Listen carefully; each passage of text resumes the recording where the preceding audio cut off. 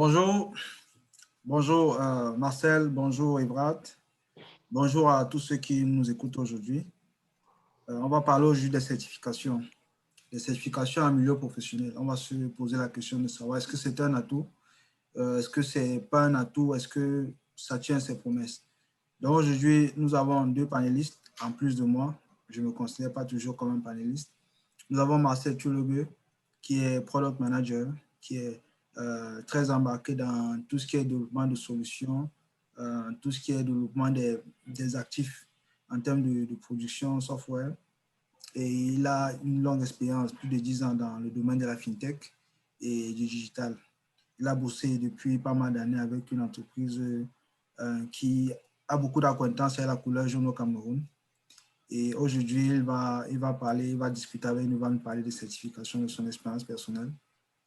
Et puis de l'autre côté, on a Evrad Nezeko, qui lui aussi a beaucoup bossé dans le domaine du software, qui s'est très tôt embarqué dans la transformation digitale, c'est-à-dire ce voyage qui permet aux entreprises de quitter des processus traditionnels à des processus où on exploite beaucoup plus les outils digitaux.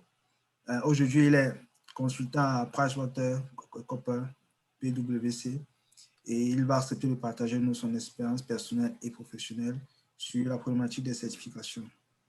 Et enfin, vous avez votre serviteur qui sera aussi un peu le modérateur de la séance aujourd'hui. Je suis architecte software, je travaille dans une compagnie au Canada, je suis consultant pour des entités gouvernementales au Canada. En plus de ça, je suis le directeur général de la compagnie Mixé. Et aujourd'hui, nous sommes dans la continuité des activités que nous menons déjà depuis un certain temps, à savoir proposer des contenus, essayer d'accompagner les talents, essayer de faciliter l'insertion des talents dans le marché mondial. Et la séance qu'on aura aujourd'hui entre justement dans cette problématique. Avant de commencer ou avant de prendre la parole sur les sujets sensibles, Marcel, est-ce que tu peux te présenter avec tes propres mots?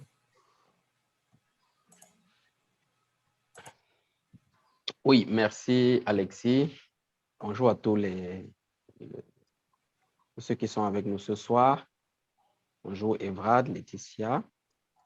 Donc, je suis Marcel Chulegue, comme Alexis l'a présenté tout à l'heure. J'ai plus de 10 ans dans l'IT en général et ayant une forte expérience dans le logiciel, donc le software engineering et plus précisément dans les télécommunications. J'ai travaillé sur plein de projets, fintech, mobile money, digital. J'ai lancé pas mal de produits et services que vous utilisez certainement tous les jours si vous êtes au Cameroun ou en Afrique. Aujourd'hui, moins récemment, j'ai travaillé sur des projets un peu plus avec un scope global sur les API, Management Platform et autres. Donc, j'ai pu faire tour à tour des postes de développeur logiciel. Ensuite, support. Donc, on passe de l'autre côté. Après le support, je suis passé à l'architecture et l'analyse des besoins. Et maintenant, je fais plus la gestion de projets, programmes et produits. J'aide maintenant mon entreprise à mettre les produits à l'extérieur. Voilà. Donc, si je comprends bien, aujourd'hui, tu travailles dans un domaine qui t'expose vis-à-vis de plusieurs autres entités et qui te permet de travailler à la fois sur presque toute la chaîne de valeur des produits, c'est-à-dire de ce qui se passe en interne jusqu'à l'utilisateur final, c'est ça? Final, oui, oui.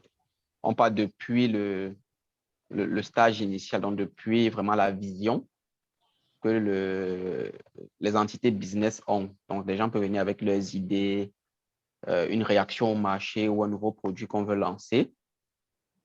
Et c'est de là où je commence. Ensuite, je vais marcher dans toute la chaîne du delivery, le delivery chain, donc les architectes, les business analysts, les fournisseurs, les opérationnels, les services d'appui, tout ce qui tourne autour du produit. Donc, on quitte de l'idée même de la conception du produit au bêta testing, au A/B testing, jusqu'à jusqu'à la mise sur le marché, le go-to-market réel et le monitoring. Voilà. OK. Merci beaucoup, Marcel. Evrad, qui es-tu? Oui, Alexis. Ceux qui ne te connaissent Oui, pas. donc bonjour tout le monde. Moi, c'est Evrard Nezeko. Actuellement, Digital Transformation Manager. Et précédemment, si vous voulez, de façon générale, je suis essentiellement intéressé par tout ce qui est stratégie digitale d'entreprise, transformation d'entreprise. À peu près comme Marcel, j'ai plus ou moins fait mes classes. J'ai commencé initialement comme étant un administrateur système dans une entreprise de la place. Après toute la partie administration système, gestion des infrastructures, je suis passé plutôt du côté technico-commercial. Et après, j'ai travaillé sur tout ce qui est expérience client en entreprise, tout ce qui est transformation de l'expérience client. Donc aujourd'hui, je me positionne essentiellement comme un accompagnateur en fait des entreprises sur tout ce qui est transformation d'entreprise et avec un focus aujourd'hui essentiellement sur tout ce qui est transformation métier, transformation digitale, mais aussi transformation de l'expérience client. Merci, Evrad. Ça veut dire qu'aujourd'hui, dans l'essentiel de ce que tu fais, tu aides les gens à acquérir de nouvelles compétences, tu aides les gens à acquérir de nouvelles habitudes pour passer de ce qu'ils faisaient avant, peut-être très bien déjà, de façon traditionnelle, avec les outils traditionnels. Tu les aides à adopter de nouveaux comportements avec des outils beaucoup plus à la pointe de la technologie.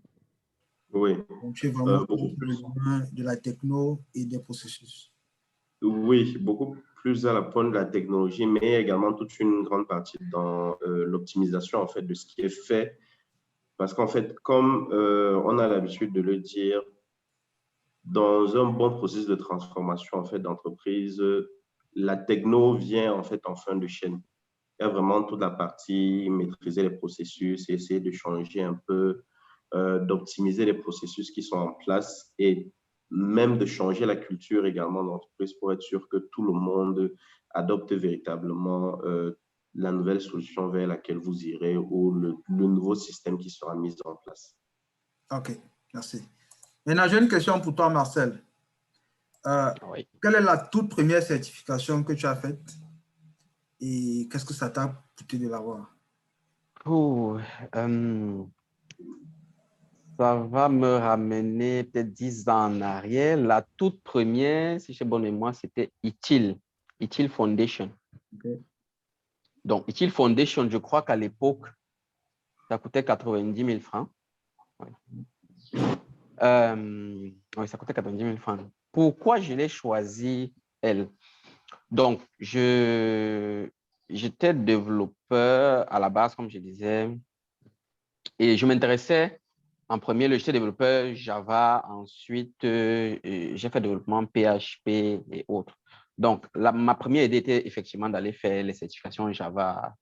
Je crois que c'était OCJP pour les architectes et ceux de PHP avec les frameworks qui chauffaient à l'époque, je crois, Symfony et autres. Mais quand je switch dans le métier de support, le développement n'est plus ce qui me préoccupe le plus, c'est vraiment la gestion de service, le service management, la gestion des incidents et au quotidien. Donc, je commence à regarder les professionnels autour de moi, voir qu'est-ce qu'ils ont en commun et quel est le métier que je fais, ou du moins le nouveau métier. Je veux donc avoir une sorte de structure sur comment opérer ce nouveau métier. Il ne s'agit plus simplement de connaître les codes Java et autres, mais il s'agit aussi de pouvoir gérer l'application une fois qu'elle est en production. Voilà comment j'arrive au hasard sur ITIL. Et je remarque que la plupart des informaticiens, je fouille à l'époque sur les réseaux sociaux professionnels et je retrouve que cette certif-là, tout le monde là, elle est pratiquement commune à la plupart des informaticiens que je trouve dans mon réseau et un peu plus. Okay. Donc, je me dis que c'est un excellent investissement. Et quand je m'engage dans la préparation de la certif, je découvre aussi après que même l'entreprise en question impose ces certifs-là, l'approbation de ces certifs à tout le monde quelques mois plus tard. OK. Voilà. Donc, ça faisait d'une pierre deux coups. Ça permettait à la fois de comprendre beaucoup mieux la chaîne de valeur des produits, mais en même temps, ça te donnait la possibilité d'être engagé ou ça te donnait plus d'atouts pour être engagé par la compagnie que tu disais. Oui, effectivement, parce que je me rappelle, ça m'a aidé aussi, même lors d'un entretien. Et il y a un recruteur, du moins, c'est pas un recruteur, un hiring manager, donc le manager qui recrutait pour une banque de l'époque où je passais l'entretien, me dit qu'il était intéressé que je sache l'assertif utile. Donc, parce qu'il a vu mon profil, il disait que j'avais un profil plutôt développeur. Il était surpris que je sois intéressé par utile. Donc, à l'époque, quand je passe l'entretien, je n'ai pas encore l'assertif, mais je mets que j'ai des connaissances dessus. Donc, ça montrait vraiment que tu peux échanger avec un langage commun. Donc, quelqu'un vient d'une autre entreprise, toi, tu as fait tes classes ailleurs, mais vous utilisez le langage commun qui est utile. Et c'est un langage en fait, c'est une certif qui apprend les bonnes pratiques ou qui suggère les bonnes pratiques pour tous ceux qui font de l'IT.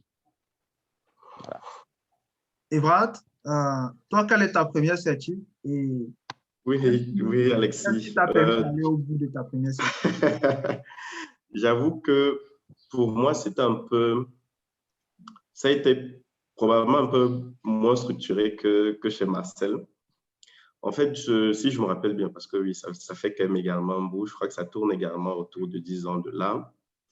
En fait, sortant jeune ingénieur de l'école, je pense que la première chose à laquelle on a probablement tous pensé, c'est une fois une certification.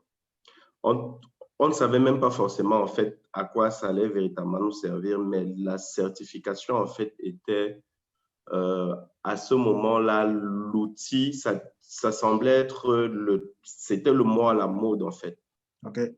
Donc en gros, et les certifications qui avaient vraiment le vent en poupe à cette époque, c'était le CCNA. Je pense que tout le monde pensait à il me faut faire un CCNA, que moi, Pour ceux qui savent, parce que CCNA, c'est une certification Cisco. Ça se fait dans oui, les oui, réseaux. CCNA, oui, CCNA, c'est la certification associée Cisco.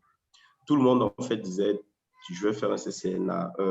Autant ceux qui sortaient du génie informatique que ceux qui sortaient, en fait, du génie télécom. Donc, moi, en réalité, je m'étais lancé premièrement sur une aventure de je vais également faire mon CCNA. Parce que, contrairement à Marcel, je n'étais pas très branché développement, en fait.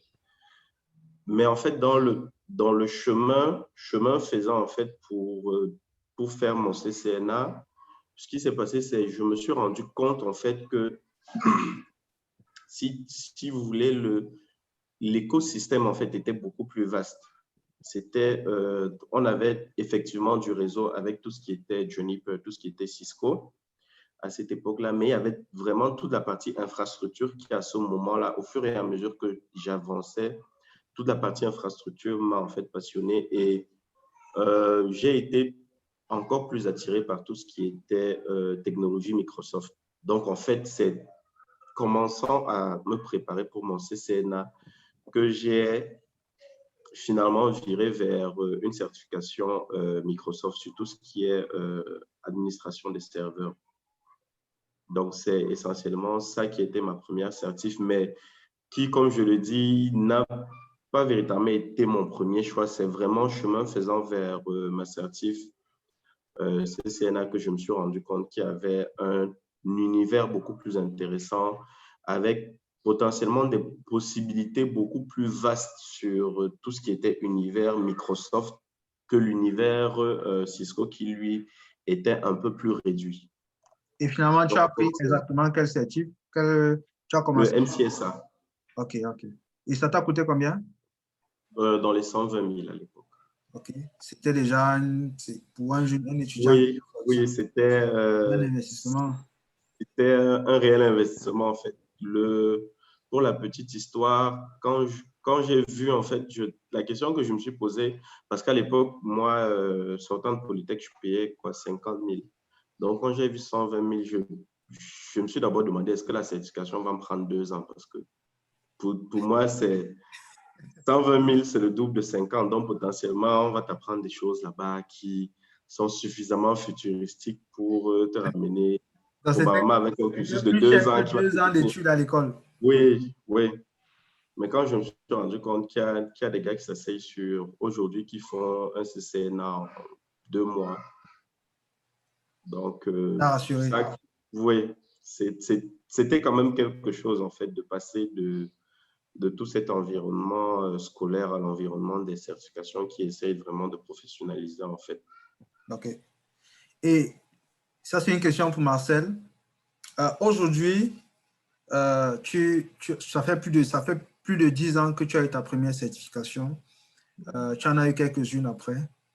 Si tu devais faire une sorte de bilan à mi-parcours, bon, on ne va pas dire mi-parcours, mais un bilan intermédiaire parce que tu n'es pas à la moitié de ta carrière, elle sera beaucoup plus longue que ça. Exactement. Rendu à cette étape, qu'est-ce que tu peux dire que les certifications t'ont apporté dans ta carrière?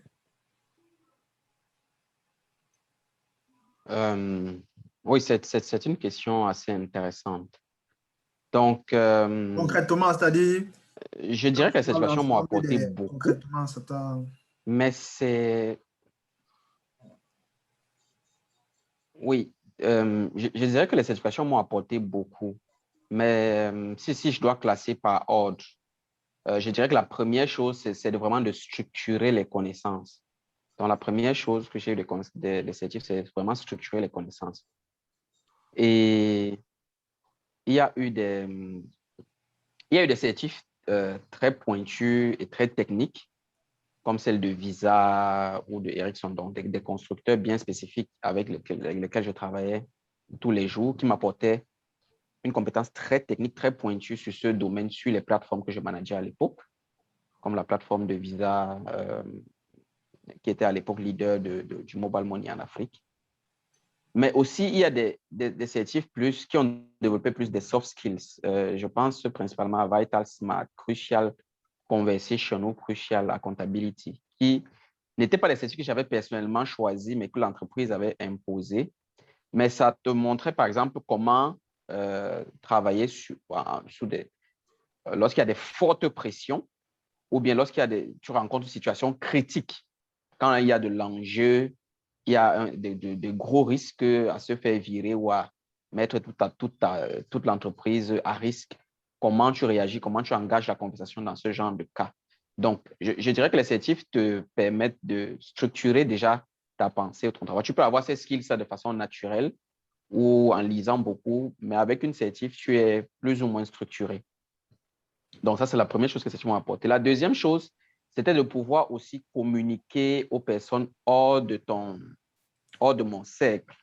Donc, lorsque j'allais, par exemple, dans une conférence, soit à TM Forum en Europe, il est tout à fait facile, plus aisé pour toi de dire que je suis peut-être ITIL Intermediate ou je suis TOGAF certifié. Dès que tu dis que tu es TOGAF certifié, l'architecte canadien ou russe comprend très vite à qui il a affaire.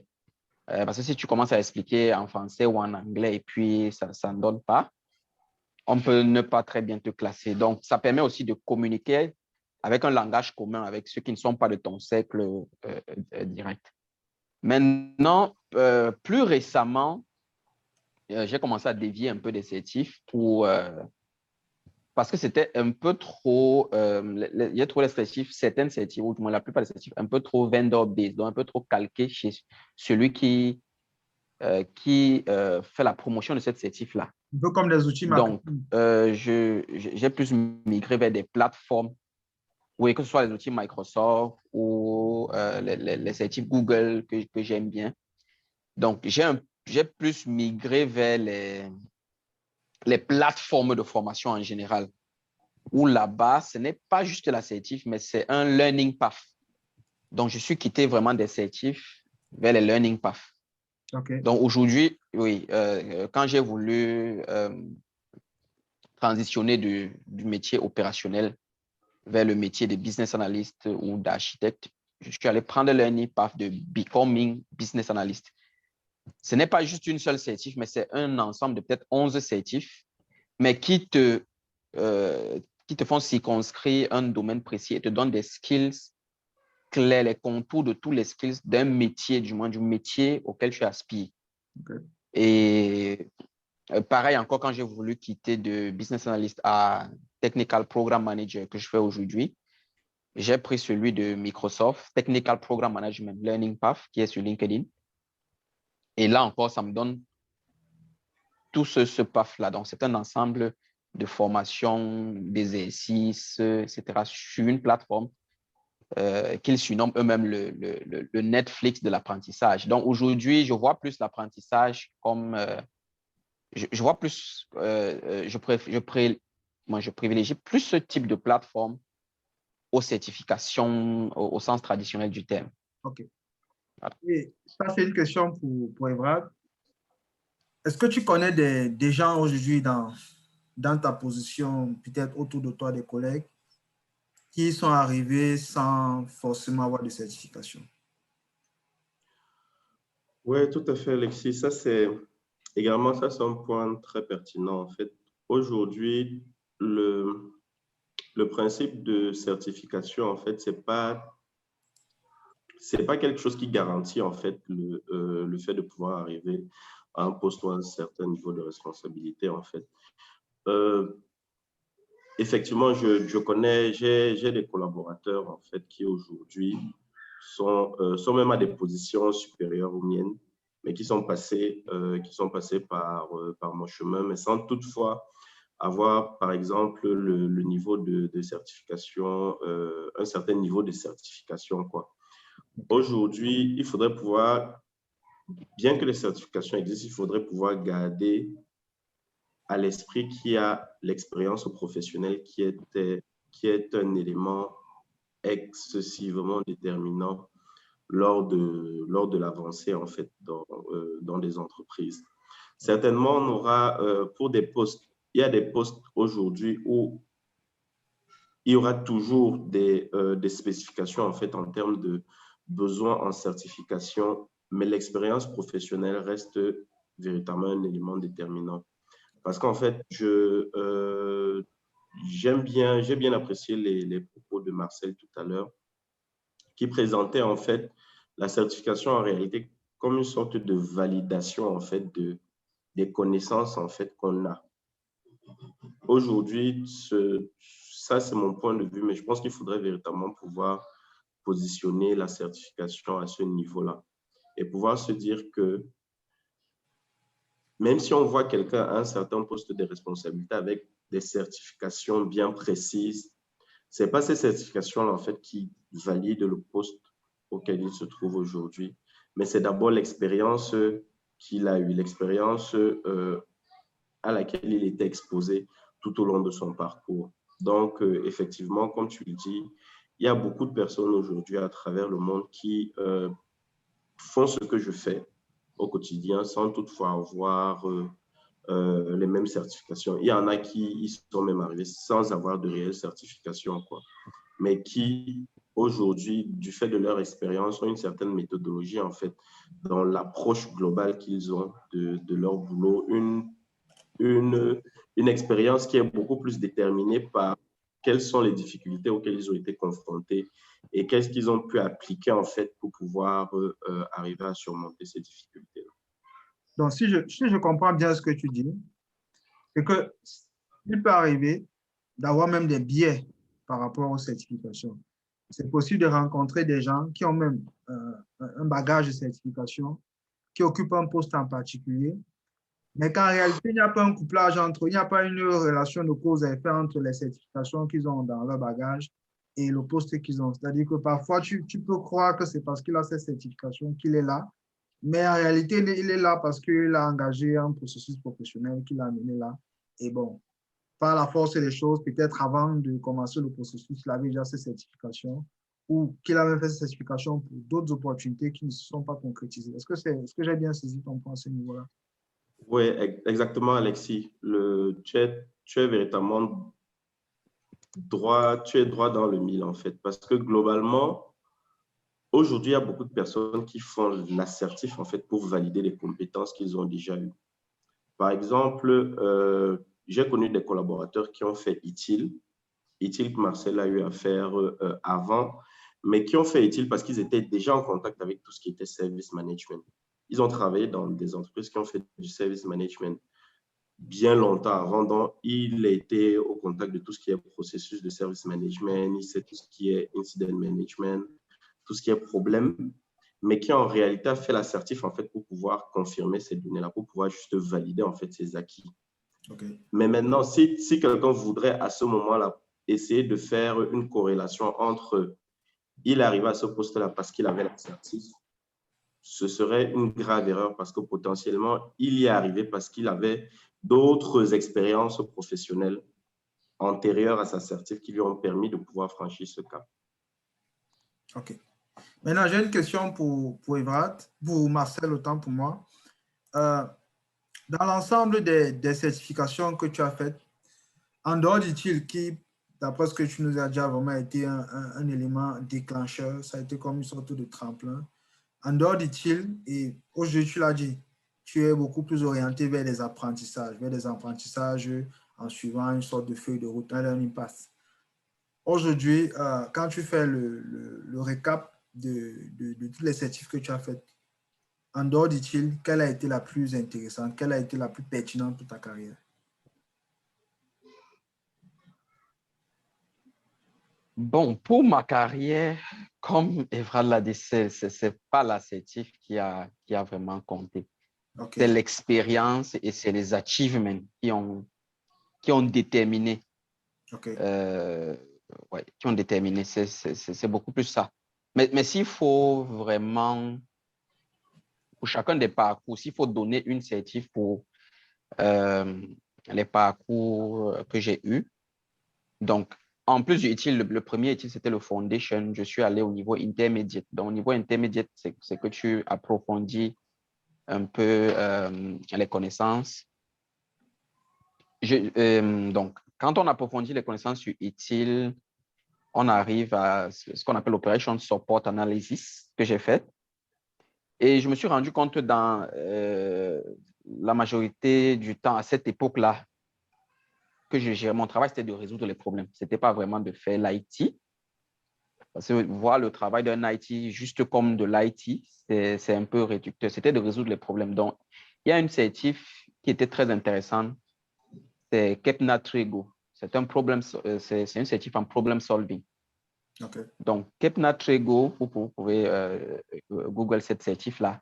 Je pense que c'est un certif que tous les professionnels devraient avoir, pas seulement les informaticiens. Ça vous permet de résoudre les problèmes. Parce que je m'étais rendu compte déjà pratiquement, et les leaders autour de moi, à l'époque, les CTIO et autres, on avait tout le temps cette discussion où ils nous disaient que le plus difficile dans notre travail, c'était de bien décrire le problème. Une fois que ce problème est bien décrit, ce qu'on appelait le problem statement, okay, la résolution devient plus facile.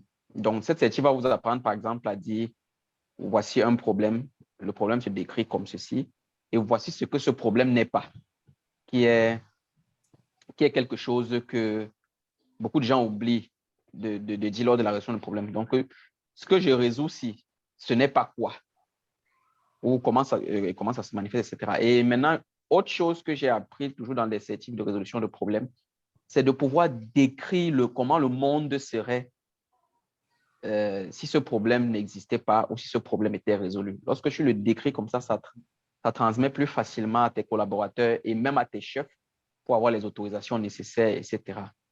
Donc, ça, c'était pour vraiment la partie support. Et j'utilise encore ces compétences aujourd'hui dans la gestion de projet ou bien dans l'architecture. Que tu continues à résoudre des problèmes. Maintenant, pour l'étape architecte, donc, pour l'étape architecte et business analyst, l'assertif que je recommanderais, du moins ce qui a été clé dans cette phase de mon expérience, là, c'est TOGAF. Donc, TOGAF, c'est une certification d'architecture d'entreprise qui est légèrement différente de l'architecte solution. Quand je faisais référence tout à l'heure, par exemple, si tu prends une certif Java d'architecte, tu es vraiment calé aux technologies Java. Alors que lorsque tu prends TOGAF, qui est une architecture d'entreprise, c'est pas vendor based, ça couvre tout. Et ça t'apporte un skill qui est très important, celui de business analysis. Tu es le garant des besoins et tu fais le pont entre le business, ce que le business veut, et ce qui est réellement ou faisable, donc qui est techniquement réalisable. Donc, tu fais le pont et TOGAF a sa fameuse roue qu'on appelle la roue ADM qui te permet, dans un successif d'étapes itératives, ça vous rappelle quelque chose quand je fais le cercle, itération, de quasiment couvrir tous les aspects d'un problème IT. Donc, depuis la vision que les sponsors, les DG ont, jusqu'au produit fini. C'est quelque chose que j'ai pratiquement appliqué sur l'application Ayoba. Vous avez déjà, par exemple, utilisé. C'était juste une annonce. Ça a commencé comme une annonce à la télé où le groupe président CEO annonce qu'on va aller dans le digital. Et voilà, quoi. Il vous annonce que voilà l'appli qu'on aura et dans la date de fin. Donc, si tu n'as pas un processus structuré comme ça où de proche en proche, tu itères pour arriver à créer de la valeur, difficilement tu vas conduire ce type de projet. Okay. Maintenant, dans le projet management, ou le programme management ou bien le technical program management où je suis actuellement, je pense que la certif la plus connue, c'est PMP. Mais encore, il y a une que j'ai explorée, du moins que j'explore ces derniers temps, qui est Google Professional Certificate de en Project Management. Oui, c'est vrai que j'ai dit que je n'aimais pas les certifs orientés d'un seul constructeur, mais là-bas, la petite différence, c'est que c'est un learning path, donc ça correspond à mon amour des learning paths, mais aussi, dans la façon dont c'est décrit, c'est que ça correspond à 4 ans d'un diplôme en gestion de projet. Donc, la façon dont ils ont décrit et conçu ce programme-là, c'est que c'est comme si tu as fait 4 ans à l'école en gestion de projet. Mais c'est une certif qui peut se faire dans les 3-4 mois si on est vraiment à fond. Donc, voilà un peu, oui, pour chacune des étapes de ma carrière, les certifs que j'ai trouvés intéressantes et à quoi elles ont plus ou moins servi. Merci, Marcel. Et pour ce qui est du next step, c'est, comme j'ai dit, le Google là, et puis le PGMP, qui est la certif sur les programmes managers, donc qui permet de vraiment certifier que tu travailles avec large scale project. Donc, tu travailles sur le costaud projet qui, avec, voilà, exactement, à large spectre. Donc, voilà. Evrad, aujourd'hui, tu as une certaine expérience. Tu as rencontré beaucoup de personnes qui ont des certifications. Tu es dans une firme aujourd'hui qui t'expose à beaucoup de clients et des clients parfois qui ont besoin d'être rassurés par le profil des gens. Quelle est selon toi la chose ou la dérive que tu as le plus observée chez ceux qui possèdent des certifications? Aujourd'hui, le principal risque qu'on pourrait associer en fait aux personnes qui ont des certifications, effectivement, c'est de vouloir se positionner en fait comme un expert parce qu'on a une certification. Alors qu'en réalité, la certification en fait ne pose que les fondations de la connaissance. L'expertise s'acquiert à la suite de la pratique, à la suite au fait d'être confronté en fait aux situations sur le terrain. Ça c'est l'un des risques principaux en fait auxquels les personnes qui ont des certifications sont confrontées aujourd'hui.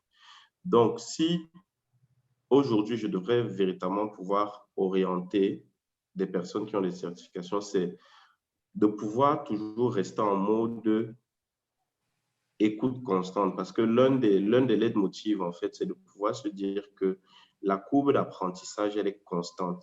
Même si aujourd'hui, on a une certaine certification, de façon générale, et si vous suivez même, en fait, le path de beaucoup d'instituts, en fait, qui fournissent des certifications, ils donnent des certifications, en fait, par niveau. Il y a beaucoup de personnes qui vont, par exemple, pouvoir se dire que à un moment donné, si on a le CCNA, parce que si je reprends le contexte du CCNA tout à l'heure, pour beaucoup de personnes, en fait, le CCNA donnait déjà tout le nécessaire, en fait, pour pouvoir se plonger dans tout ce qui est network, pour pouvoir, en fait, se positionner comme une personne qui connaît, en fait, le network.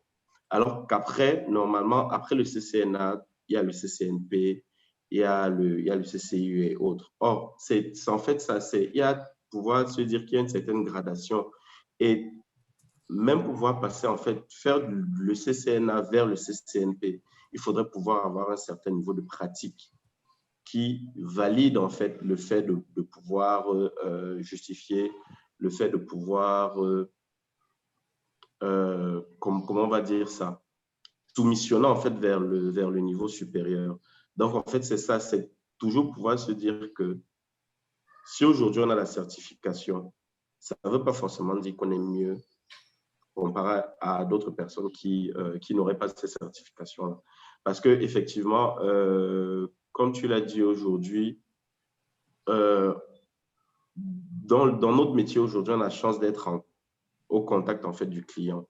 Le client qui, quelque part, n'a probablement pas le même niveau de certification, mais qui, dans son contexte, en fait, dans son environnement de travail, il est excessivement calé.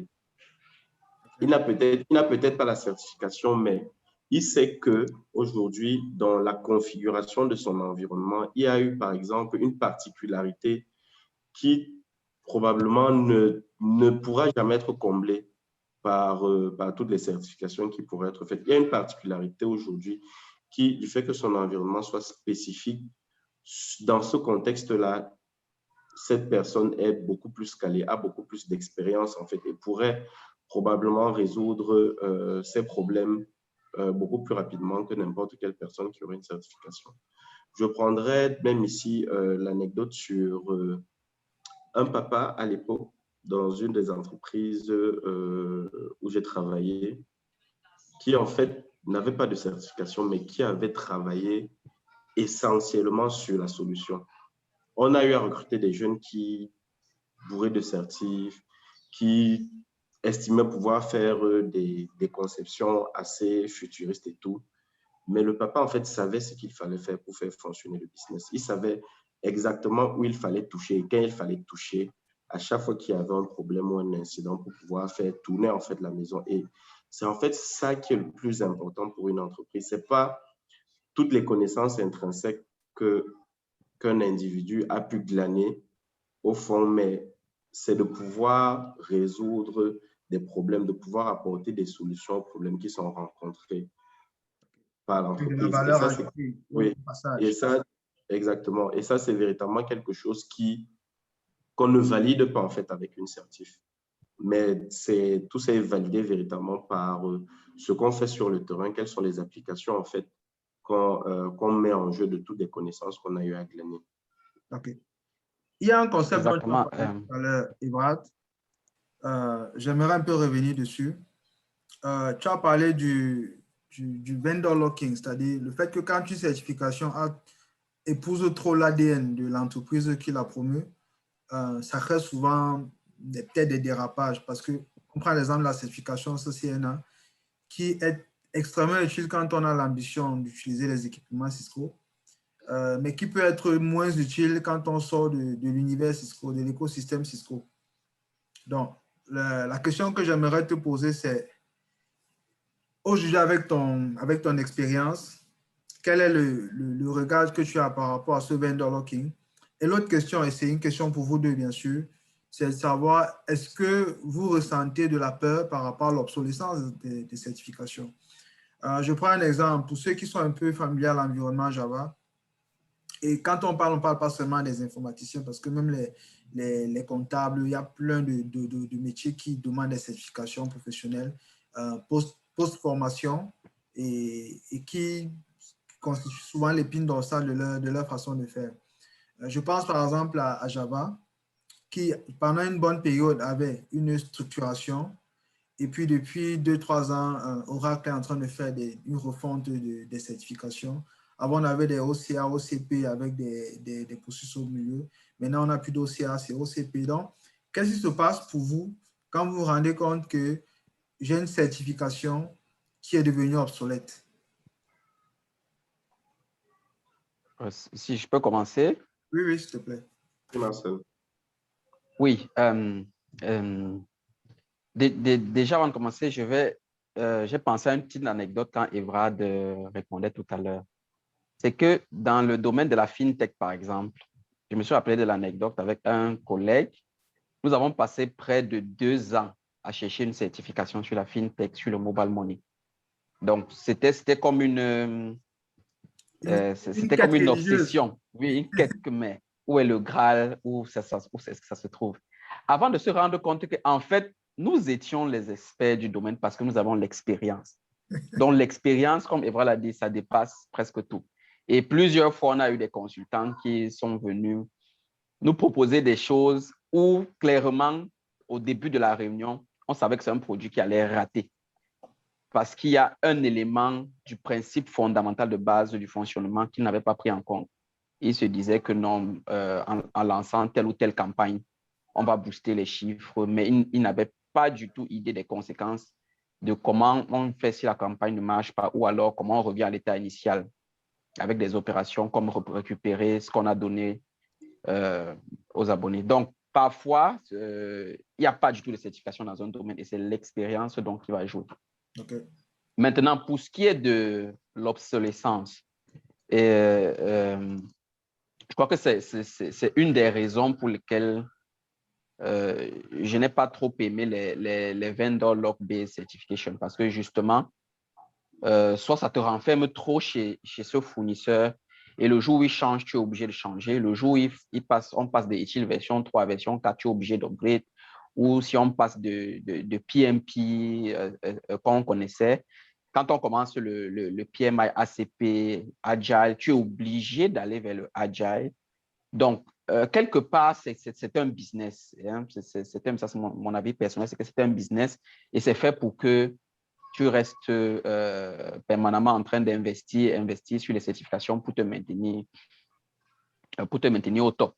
Pour le cas des méthodes agiles, par exemple, de mon expérience personnelle et des entreprises avec lesquelles j'ai travaillé qui sont vraiment dans le top 10 mondial, il n'y a aucune entreprise qui utilise le manifeste d'Agile comme ça pour gérer ses projets. C'est toujours oui, il n'y en a pas. Donc, c'est toujours une adaptation, c'est toujours un mélange des deux. Donc, les Oracle ou les IBM vont te dire qu'ils ont leur Digital Garage. Accenture va te dire qu'il a sa méthode. Nous, on a notre hybride, Waterfall, Agile, etc. Donc, personne ne suit à la lettre les certifications. C'est des recommandations.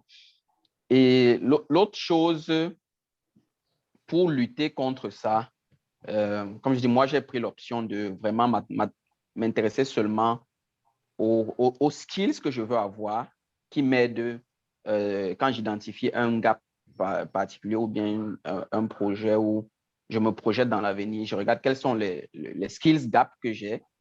Un peu comme aujourd'hui, la mode, c'est le cloud. Je vais me dire comment je fais pour m'informer sur le cloud. Je vais aller vers ces connaissances-là, pas forcément me certifier dessus. Ce qui fait qu'aujourd'hui, j'ai beaucoup plus de chaos que de certifs. Donc, j'ai beaucoup plus de cours et de training lus que de certifications parce que je m'arrête au cours. Maintenant, aussi lors des échanges avec d'autres professionnels, j'ai découvert un thème qui s'appelle VUCA, n'est-ce pas? Le VUCA World. Donc, on définit aujourd'hui le monde avec ce thème-là de VUCA World. Le monde, c'est volatility, uncertainty, complexity and ambiguity. Okay. Donc, aujourd'hui, on a ces 4 piliers-là. Tout ce qu'on fait aujourd'hui est volatile, donc même les certifs, etc. Oui. Et c'est incertain. Ça veut dire que le Java de demain, on ne sait pas, ça peut aller dans tous les sens. Ça peut être même privatisé par Oracle. Et la complexité et l'ambiguïté, c'est vraiment les 2 thèmes que j'aime parce que ça ramène encore à la gestion des problèmes. Et surtout pour un project manager ou un programme manager comme moi, la plupart des projets vers lesquels je suis confronté tous les jours sont ambigus et l'un des skills les plus importants pour moi aujourd'hui, c'est de pouvoir drive dans cette ambiguïté-là, donc pouvoir Travailler, clarifier, s'en sortir, naviguer. exactement, naviguer dans cette ambiguïté, clarifier surtout pour mes collaborateurs, parce que quand c'est ambigu, personne ne veut affronter, tout le monde abandonne. Il faut donc clarifier et découper en de petits bouts et confier, figure out soi-même quel est le next step, qu'est-ce qui peut bloquer et anticiper sur les prochaines étapes. C'est la seule façon de livrer à temps dans des délais incertains que le business nous impose. OK. Voilà. Evrard? Oui, Alexis. Je pense que Marcel a mis en fait en exergue des points qui sont assez fondamentaux. Mais ce que moi je vais rajouter en fait, c'est pour essayer de resuivre en fait le framework VUCA dont Marcel parlait. Aujourd'hui, il faudrait qu'on puisse se dire que la seule chose qui est constante, comme on le dit dans la vie, c'est le changement. On est sûr que on ne saurait rester en fait dans le statu quo. Donc en fait, si aujourd'hui il y a des professionnels qui sont en train de baser leur carrière sur la poursuite de la certification, certainement ça ne saurait être une panacée, ça ne saurait être en fait la formule magique qui pourrait leur garantir en fait le succès. Parce que le monde est d'abord un monde excessivement complexe. Le plus important, c'est de pouvoir obtenir en fait les compétences nécessaires pour affronter en fait le changement et pour affronter la complexité du monde. Donc, ici, l'assertif à aucun moment ne saurait être la solution idéale. Il faut pouvoir se munir en fait d'outils pour pouvoir se dire, si aujourd'hui, comme Marcel l'a si bien illustré, on est passé de waterfall à agile. Mais effectivement, à aucun moment, le monde n'est passé dans un full agile, n'a laissé le waterfall passer dans un full agile. On est toujours en train de travailler dans un mode hybride en fonction non seulement de la maturité en fait, de l'environnement qui subit les différents problèmes pour pouvoir trouver des solutions, ou en fonction même des personnes. Parce qu'aujourd'hui, l'un des points fondamentaux en fait aujourd'hui en entreprise, c'est le people, c'est les employés. Aujourd'hui, quelle que soit la méthodologie que vous voulez bien appliquer, quel que soit l'environnement en fait de travail que vous voulez pouvoir mettre en place pour pouvoir fournir des solutions, si vous vous arrangez parce que votre people déjà soit ready, toutes vos compétences, toutes vos connaissances en fait ne vous serviront à rien parce qu'à un moment donné, il faudrait pouvoir être sûr que vous avez des personnes qui soient déjà dans des prédispositions pour pouvoir résoudre ces problèmes-là, pour pouvoir vous accompagner à la résolution de ces problèmes. Donc, effectivement, le fait que le monde des certifications soit constamment en train d'évoluer, je pense que ça sera une constante, ça ne changera pas. À chaque fois, il faudra pouvoir se mettre à jour, mais le principe ici, c'est effectivement se mettre à jour d'un point de vue connaissance, et non pas vouloir à chaque fois se mettre dans une position de « je veux pouvoir toujours valider mes compétences ». Ce serait, comme je dis, aujourd'hui, être dans la position de certainement à l'époque, essayer de suivre un peu l'évolution de la technologie en essayant de changer les téléphones à chaque fois, parce qu'on se disait, oui, c'est bien d'avoir le dernier téléphone, c'est bien d'avoir le dernier iPhone, mais au final, on finira par se rendre compte que c'est l'utilité, en fait. Qu'est-ce que le téléphone nous permet de faire? Est-ce qu'aujourd'hui, le fait de passer du iPhone 10 au iPhone X ou au iPhone XR, est-ce que ça apporte réellement une plus-value? Donc, il faudrait pouvoir se focaliser, en fait, sur la plus-value qui est apportée non seulement par l'enseignement que vous suivez ou par la certification que vous venez passer.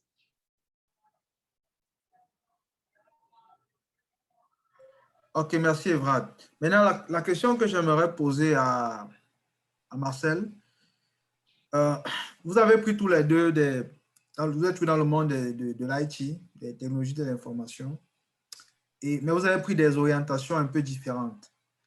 Maintenant, avec le recul, si vous deviez conseiller à quelqu'un qui vient de sortir de l'école, une certification par laquelle il devrait commencer, ça serait laquelle?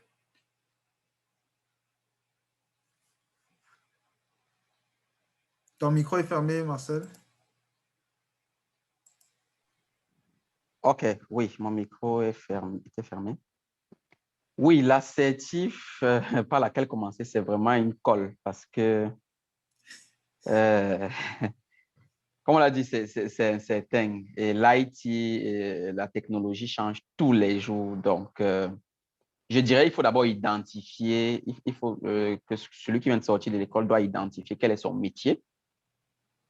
Ça, c'est la première chose, quel est le métier qu'il veut faire ou il s'est senti le plus à l'aise étant à l'école. J'encourage qu'on touche à tout.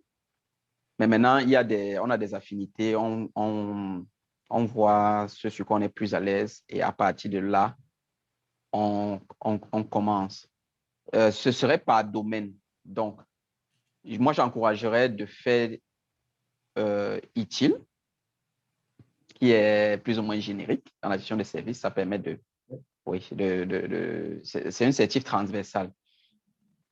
Maintenant, si tu veux être développeur, si tu es plus dans la sécurité, tu devras commencer par les certifs comme les Ethical Hackers pour la sécurité, etc. Donc, ça dépend vraiment de l'ambition personnelle de tout un chacun. Je recommanderais de beaucoup regarder sur Internet, d'utiliser ma technique que j'avais utilisée pour identifier ma première certif. C'est de regarder les professionnels à qui on aimerait ressembler dans 5-10 ans, de regarder les certifs qu'ils ont. Ça pourrait aussi nous inspirer à voir quel est la certif qu'ils ont en commun et aller lire le prospectus pour voir est-ce que ça ressemble un peu à ce que j'aimerais faire ou est-ce que je me reconnais dans ces skills-là. Et il y a les learning paths que j'encourage à prendre. Il y a les bootcamps. Aujourd'hui, dans l'IT, il y a beaucoup de bootcamps qui sont souvent beaucoup plus intéressantes que les certifications. Dans les marchés américains, tu peux venir en 6 mois, tu te fais un bootcamp et puis tu as un métier, tu t'intègres facilement. La plupart des gens qui ont fait l'immigration passent par là. Les bootcamps te donnent une compétence bien précise et très spécifique et tu deviens rapidement utile sur le marché. Okay. Oui, et maintenant, il y a aussi des compétitions, les hackathons. Il faut participer à ce genre d'événements pour être non seulement exposé à la technologie, mais à ce que les entreprises font et quel est leur réel besoin. Et en essayant de résoudre les besoins de ces entreprises-là, on va automatiquement se forger un profil qui est vendable. Merci, Marcel. Evrad, quel est ton point de vue?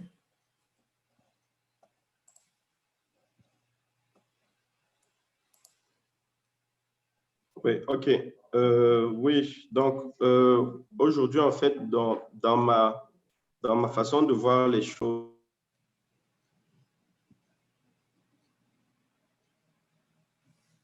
donc, si je comprends bien, Marcel, OK, Evrad est revenu. Oui, désolé, juste petit incident technique. Aujourd'hui, en fait, moi, ma vision, au-delà de la certification, et je pense que c'est ce que je recommande, en fait, à tous les jeunes diplômés. Au-delà de la certification, en fait, le premier point, c'est de pouvoir scruter, en fait, le monde de l'emploi et se dire quel est le domaine qui nous intéresse. Et une fois qu'on a identifié, en fait, le domaine qui nous intéresse sur toute la pléthore de jobs, en fait, qui existent aujourd'hui, c'est de pouvoir s'assurer, en fait, qu'on a les compétences pour résoudre des problèmes qui sont spécifiques à ce domaine et non pas forcément se focaliser sur la certification. Et je pense qu'ici, l'option Bootcamp Learning Path que Marcel a évoqué, pour moi, est un point qui, quelque part, est plus essentiel, en fait, que la certification. Parce qu'à un moment donné, ce que les recruteurs cherchent, en fait, c'est des personnes qui ont des compétences à résoudre des problèmes d'entreprise et non pas forcément des personnes qui ont des connaissances théoriques à qui il faudra encore qu'on puisse présenter tous les contextes et les problématiques qu'on pourrait retrouver en entreprise. Donc aujourd'hui, moi, véritablement, ma recommandation, ce serait déjà à tout un chacun de pouvoir se dire, j'identifie en fait le domaine qui m'intéresserait et je m'assure de pouvoir glaner des compétences qui me permettent de résoudre des problèmes parce qu'effectivement, c'est ça qui nous donne un job à la fin. Tant qu'on ne peut pas justifier le fait qu'on apporte de la valeur à l'employé, l'employé restera toujours sur sa faim.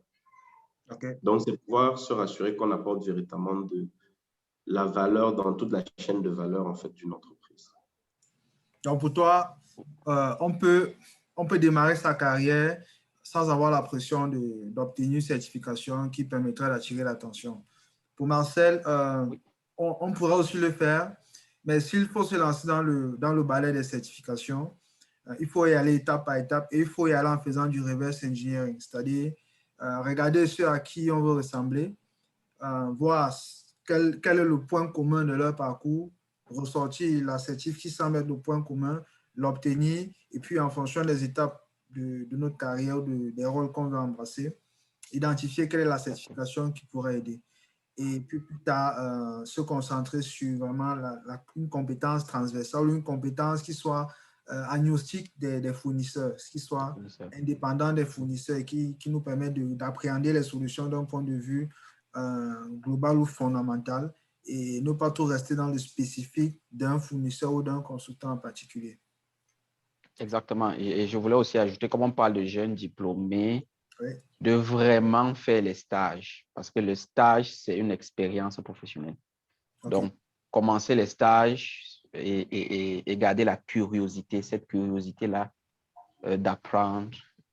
On peut véritablement défendre un poste en mentionnant le stage ou les compétences qu'on a acquises lors d'un stage. C'est extrêmement important.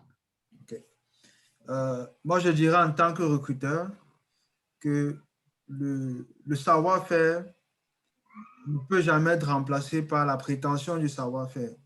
La prétention du savoir-faire qui est aujourd'hui qui est aujourd'hui représentée par les diplômes, les certifications, toutes ces choses-là. Ce sont des prétentions du savoir-faire. Ce sont des éléments qui disent que tu devrais normalement être capable d'avoir une compréhension de tel domaine. Mais aujourd'hui, avec les techniques de recrutement qu'on utilise, par exemple, à Nixé, quand on recrute, on ne vous demande pas votre CV. On vous demande votre CV à la fin du processus, après que vous ayez passé les tests. C'est quand vous avez fini de passer les tests on est sûr que vous savez faire un certain nombre de choses, qu'on dit, bon, maintenant qu'on sait qu'on peut parler la même langue, qu'est-ce que tu sais faire, qu'est-ce que tu es censé savoir faire. Et c'est à ce moment-là qu'on peut vous demander quelle est votre certification. Donc, ça, c'est l'approche que nous on utilise. Et c'est une approche qui est de plus en plus utilisée. Maintenant, c'est vrai que les processus de recrutement dans le monde restent assez traditionnels pour une raison qui est très simple.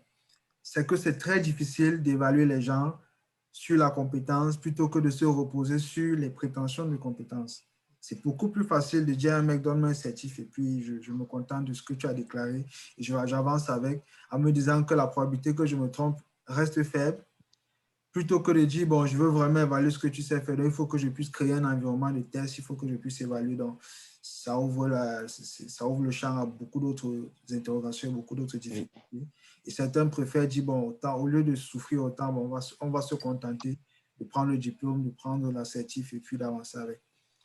Mais de mon point de vue, et ça, je parle en tant que recruteur, la certification en soi n'est pas une mauvaise chose, ce n'est pas un handicap. Ça peut être, et c'est même souvent parce que tout à l'heure, Marcel a parlé d'une certification dans la résolution des problèmes. J'ai peut-être oublié le nom, qui expliquait que c'est une certification qui l'a aidé à savoir comment gérer les problèmes critiques, les problèmes sur des projets de large portée, comment est-ce qu'il faut décomposer le problème pour pouvoir le présenter aux autres. Il a expliqué que ça a été une certification qui était extrêmement utile, au-delà du fait qu'elle prétend qu'il sait faire quelque chose, elle lui a appris quelque chose. Il y a donc des certifications comme ça qui sont vraiment importantes. Il y a même parce qu'il a expliqué qu'étant ingénieur informaticien, en assimilant les connaissances qu'il y a dans le programme utile, il a une vision beaucoup plus grande, beaucoup plus utile ou beaucoup plus englobante de son secteur d'activité. Et ça l'a rendu apte ou capable de capitaliser sur certaines opportunités. Donc, les certifications sont utiles, Mais les certifications ne font pas tout. Les certifications ne déterminent pas les carrières. Les certifications ne vous font pas passer du bon ou du mauvais côté. Mais ce sont des outils qui peuvent être, quand elles sont bien comprises, bien utilisées, elles sont extrêmement favorables à la carrière. Je vais vous remercier, Evrad et Marcel. Il y aura une phase de questions-réponses, mais je vais couper l'enregistrement avant cette phase-là.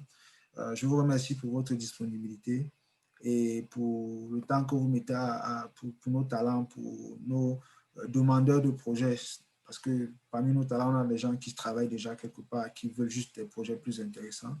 Et puis, on a aussi des demandeurs d'emploi qui, pour l'instant, sont sans emploi, mais qui veulent aspirer à un meilleur avenir. Et puis, on a ceux qui veulent changer de carrière, qui sont dans une filière ou dans un couloir et qui veulent aujourd'hui passer à autre chose. Donc, je vous remercie pour votre disponibilité, pour cet échange qui était enrichissant même pour moi. Nous ferons un effort de mettre dans les commentaires, dans le descriptif de la vidéo, l'ensemble des liens des certifications auxquelles vous avez fait référence. Et je vous dirai bon après-midi. Merci. Merci.